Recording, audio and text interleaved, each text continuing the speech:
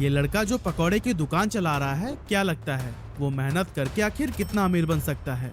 शायद ये आगे चलकर एक बड़ा सा रेस्टोरेंट खोल ले, या हो सकता है कि पैसे कमाकर एक बड़ा 2 मंजिला मकान बना ले। इससे ज्यादा क्या ही कर लेगा ये, है ना? आप भी शायद यही सोच रहे होंगे। लेकिन दोस्तों, यही वो लड़का है जो आगे चलकर पूरे भारत का सबसे अमीर आदमी बना। नाम है धीरूभाई अंबानी। तो आखिर कैसे एक पकौड़े बेचने वाले इस गरीब लड़के ने 75,000 करोड़ रुपए की टर्नओवर वाली कंपनी बनाई? आज के इस वीडियो में हम इन डेप्थ स्टोरी जानने वाले हैं। हाँ, हो सकता है कि ये वीडियो हमारे चैनल पर अपलोड होने वाले जनरल वीडियो से थोड़ी बड़ी हो, लेकिन मैं 100% दावे के साथ कह सकता हूँ कि अगर आपने इस वीडियो को पूरा देख लिया तो फिर ये आपकी लाइफ में जरूर बदलाव लेकर आएगा।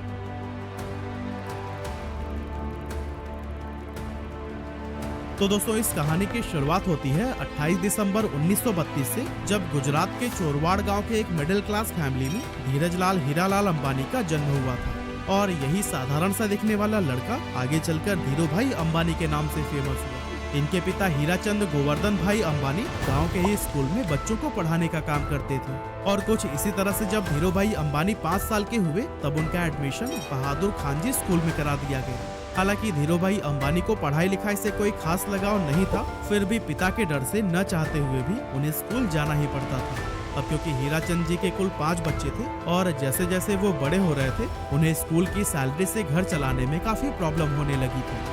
और दोस्तों, इसी गरीबी और तंगहाली से ही परेशान होकर एक दिन धीरूभाई अंबानी ने फैसला किया कि अब वो पढ़ाई छोड़कर कोई काम करेंगे। वैसे तो बेटे के इस फैसले से हीराचंद काफी नाराज हुए और उन्हें वापस स्कूल भेजने की कोशिश में लग गए, लेकिन धीरूभाई के जिद के सामने उन्होंने भी हार मान ली। अब दोस्तों, यहाँ धीरूभाई काम तो करना चाहते थे, लेकिन आखिर करें क्या, ये उन्हें समझ नहीं आ रहा था। और इस तरह से काम की तलाश में वो इधर उधर घूमते रहे। और फिर इसी टाइम पर वो अपने गांव के एक मंदिर पहुंच गए। उन्होंने देखा कि अक्सर सुनसान रहने वाले मंदिर परिसर में आज बहुत भीड़ लगी हुई थी। जब पता किया तो मालूम पड़ा कि यह भीड़ हर साल फरवरी के महीने में किसी प्राचीन मान्यता की वजह से लगती है। अब इतनी बड़ी संख्या में श्रद्धालुओं को देखकर धीरूभाई ने सोचा कि यहाँ खड़े खड़े इन लोगों को भूख तो लगती ही होगी, क्यों न इस मौके का फायदा उठाकर यहाँ पकौड़े बेचे जाएं।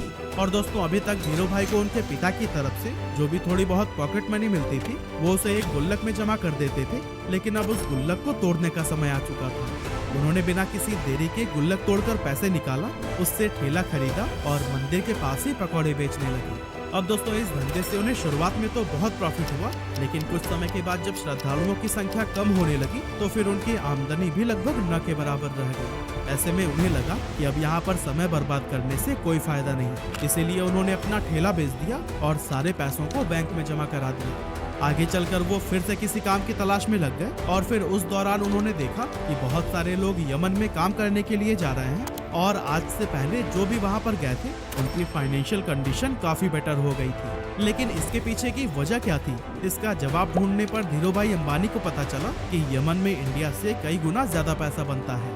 इसीलिए धीरूभाई अंबानी 1950 के दौरान महज 17 साल की उम्र में अपने बड़े भाई रमणिक लाल के पास में यमन चले गए। वहां पहुंचने के बाद से रमणिक लाल ने एबीसीएन कंपनी के पेट्रोल पंप पर धीरूभाई अंबानी को काम दिला दिया और यहां काम करते हुए उनकी सैलरी 300 रुपए हर महीने की थी। अब दोस्तों, इस पेट्रोल पंप पर काम करते टाइम धीरूभाई अंबानी लोगों को कई अलग अलग प्रमोशनल मेथड से इनकरेज करते थे कि वो ज्यादा से ज्यादा पैसों का पेट्रोल डलवाएं। अब दोस्तों, उनके ऐसा करने की वजह से पेट्रोल पंप का रेवेन्यू काफी ज्यादा बढ़ गया और उनके काम से खुश होकर उन्हें पेट्रोल पंप का मैनेजर बना दिया गया। अब क्योंकि प्रमोशन होने की वजह से पेट्रोल पंप पर काम करने के बाद भी धीरूभाई के पास काफी टाइम बच जाता था, तो ऐसे में उन्होंने सोचा कि इस खाली टाइम में क्यों ना एक जॉब कर ली जाए। और फिर ऐसा सोचकर वो एक जगह पर क्लर्क के तौर पर भी काम करने लगे। अब दोस्तों, हम इंडियन दुनिया के किसी भी कोने में क्यों ना चले जाएं, पर अपनी चाय की आदत को नहीं बदल सकते। और धीरूभाई को भी चाय पीना बहुत पसंद था। अब वैसे तो इसके लिए उनके पास 2 ऑप्शंस थे, या तो वो रोड साइड पर 10 पैसे की चाय पिए या फिर किसी 5 स्टार होटल में 1 रुपए की। लेकिन यहाँ पर धीरूभाई ने 1 रुपए वाली चाय को ही चुना, ताकि वो चाय की चुस्कियां लेते लेते आसपास के अमीर लोगों की बातों को सुनकर ये जान सके कि आखिर वो ऐसा क्या करते हैं कि वो इतने अमीर हैं। ऐसे ही एक दिन जब वो चाय पी रहे थे, तभी उन्होंने अपनी बगल वाली टेबल पर बैठे 2 लोगों की बातें सुनी, जिसमें एक व्यक्ति दूसरे को बता रहा था कि क्या तुम्हें पता है, हमारे यमन में जो चांदी के रियाल के सिक्के चलते हैं ना, उनमें लगी चांदी की कीमत इस रियाल से भी ज्यादा है।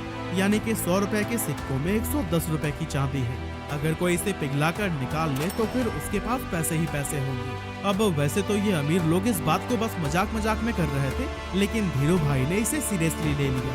उन्होंने एक मशीन खरीदी और फिर लाखों की संख्या में सिक्कों को पिघलाना शुरू कर दिया। जैसे जैसे धीरू भाई का यह काम आगे बढ़ा, मार्केट में सिक्कों की कमी होने लगी और गवर्नमेंट भी इस बात से परेशान थी कि आखिर ये सिक्के जा कहाँ रहे हैं। और दोस्तों, जब गवर्नमेंट ने इस बात की जांच के लिए इन्वेस्टिगेशन टीम बनाई, तब धीरू भाई अंबानी का नाम सामने आया।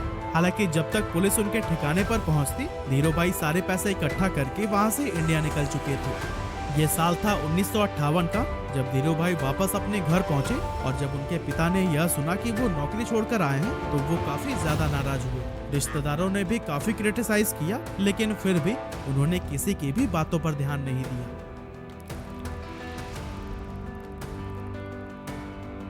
दोस्तों, यमन से वापस आकर कुछ समय गांव में बिताने के बाद उन्होंने कोकिला बहन से शादी कर ली और फिर उसके बाद अपना बिजनेस स्टार्ट करने के लिए मुंबई चले गए। 1958 में ही उन्होंने 50,000 रुपए की पूंजी के साथ रिलायंस कॉमर्शियल कॉर्पोरेशन नाम से ऑफिस खोला और मसालों का व्यापार करने लगे। कुछ समय के बाद उन्हें पता चला कि मसालों की बजाय अगर सूत का व्यापार किया जाए तो उससे ज्यादा फायदा होगा, लेकिन प्रॉब्लम ये थी कि उनके पास इस व्यापार के लिए पर्याप्त पैसे नहीं थे। इसीलिए उन्होंने अपनी कजन चंपकलाल दमानी के साथ मिलकर व्यापार करने का सोचा, जो पहले उन्हीं के साथ यमन में रहा करते थे। लेकिन जब उन्होंने इस इंडस्ट्री में एंटर करने की ट्राई की, तब उन्हें पता चला कि यहाँ पर व्यापारियों ने एक यूनियन बना रखा है और वो सभी मिलकर किसी भी नए व्यापारी को इस इंडस्ट्री में एंटर नहीं होने देते हैं। और अगर किसी को एंटर करना भी है तो उससे पहले यूनियन के लीडर से परमिशन लेनी पड़ती है। इस तरह से एक नए फील्ड में उतरना धीरू भाई अंबानी के लिए काफी चैलेंजिंग हो गया था। हालांकि काफी मेहनत मशक्कत के बाद उन्हें ये परमिशन तो मिल गई, लेकिन इसके बाद उन्हें पता चला कि वो जिन फैक्ट्री से सूत खरीद रहे थे, उन्होंने भी एक यूनियन बना रखा है और जिन्हें फाइनल प्रोडक्ट बेचा जाता था, उनका भी एक अलग यूनियन है। इस तरह से ये सभी मिलकर इन बीच के ही व्यापारियों को लूट रहे थे, क्योंकि एक तो फैक्ट्री वाले सूत महंगे में सेल कर रहे थे और दूसरी तरफ खरीदार उसे सस्ते में ले रहे थे। बीच में नुकसान हो रहा था धीरू भाई और उनके जैसे कई सारे व्यापारियों का। ये सब देखने के बाद धीरू भाई ने एक बहुत बड़ा स्टेप लिया और अपने यूनियन के सभी मेंबर्स को इकट्ठा करके यह डिसाइड किया कि हम सब फैक्ट्री से सस्ते में माल उठाएंगे और महंगे में बेचेंगे, ताकि हमें भी अपने हक का पूरा प्रॉफिट मिल सके। हालांकि ऐसा करने पर मुंबई के कई बड़े व्यापारी नाराज हो गए और इसीलिए उन्होंने एक IAS ऑफिसर को पैसे खिलाकर उस जगह पर ताला लगवा दिया जहां पर खरीदारी के लिए बोली लगाई जाती थी। लेकिन दोस्तों, धीरू भाई अंबानी का दिमाग भी किसी से कम थोड़ी था। उन्होंने जब गोदाम में ताला लगा देखा तो अपना विरोध जताने के लिए यूनियन के मेंबर्स के साथ मिलकर अपना सारा माल उसी IAS ऑफिसर के घर के सामने रखवा दिया। अब कुछ ही घंटों में उस IAS ऑफिसर के घर पर बड़े ऑफिशियल्स आने वाले थे और अगर वो घर के सामने बिखरी हुई बोरियों को देख लेते तो फिर उन्हें IAS के हरकतों का पता लग जाता। इसी वजह से अपनी नौकरी को बचाने के लिए कुछ ही मिनटों के अंदर उस IAS ऑफिसर ने ताला खुलवा दिया और धीरू भाई समेत उन सभी व्यापारियों का कारोबार फिर से चल पड़ा।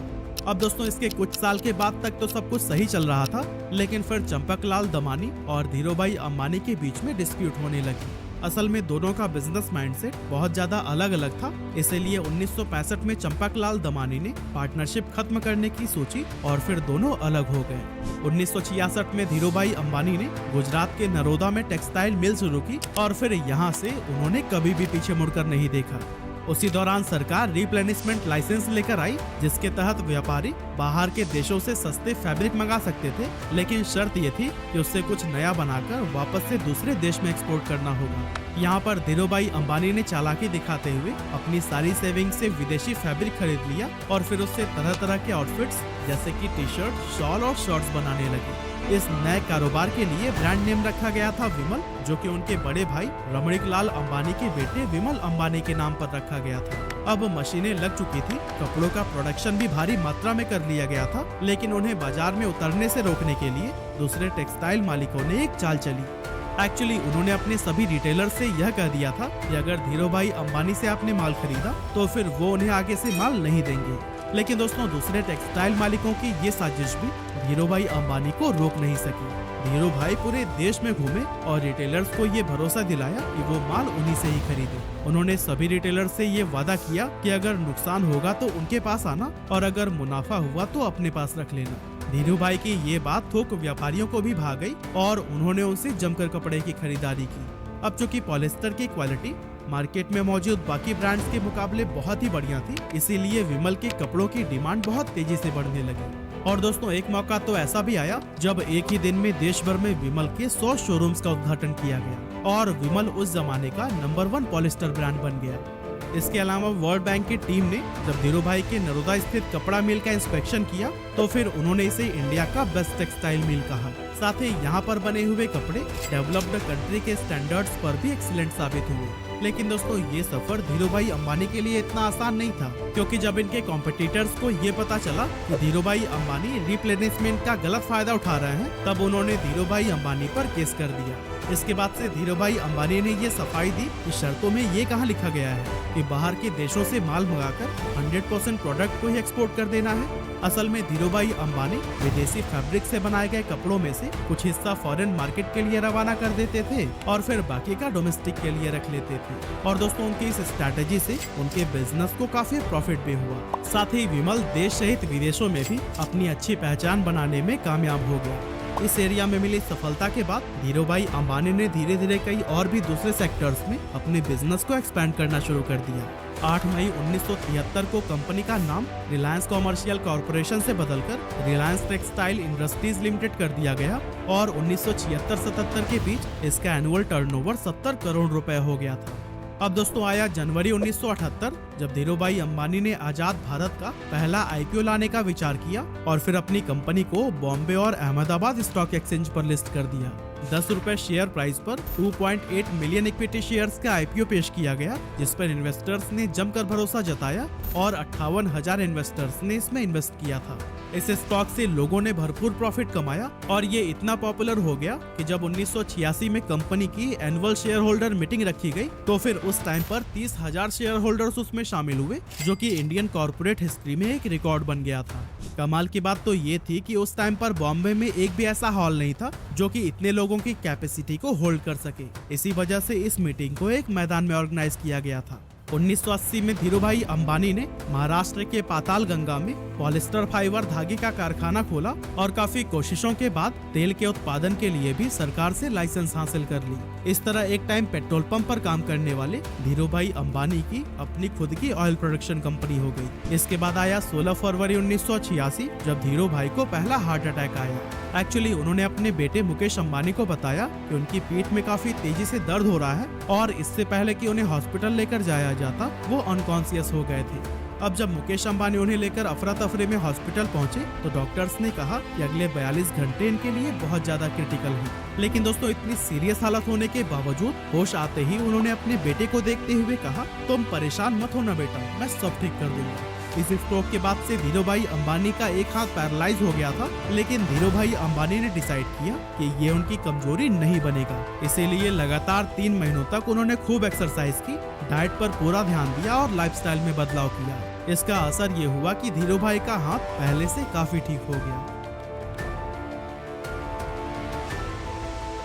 अब दोस्तों आगे चलकर धीरू भाई अंबानी एक ऐसे गोल्डन एरा में एंटर हुए जब इनके बिजनेसेस कई सारे सेक्टर्स में तेजी से एक्सपेंड होने लगे। एक्चुअली 1992 में धीरू भाई अंबानी ने वो करके दिखाया जो कि उस समय की बड़ी बड़ी इंडियन कंपनीज ने सपने में भी नहीं सोचा था। असल में इस साल कंपनी ने ग्लोबल मार्केट से भी फंड जुटाना शुरू कर दिया और ऐसा करने वाली रिलायंस देश की पहली कंपनी बन गई थी।